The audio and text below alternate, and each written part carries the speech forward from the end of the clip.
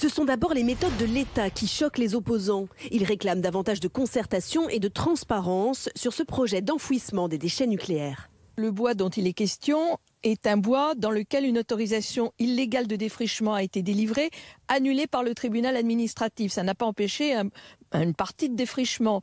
Les opposants demandent de la communication de documents, on les leur refuse.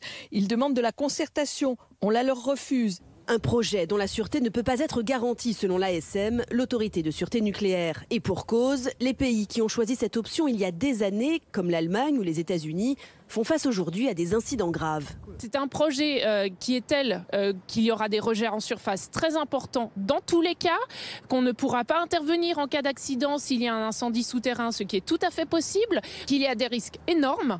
Et ces risques, ils sont consubstantiels au projet, c'est-à-dire on ne pourra pas, par des petites améliorations à la marge, les changer.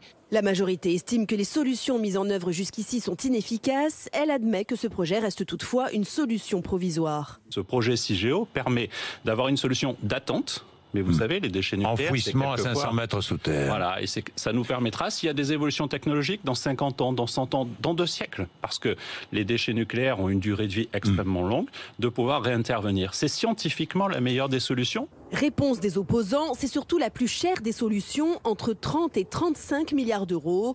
Un coût jugé exorbitant et qui explique que ce dossier traîne depuis 20 ans.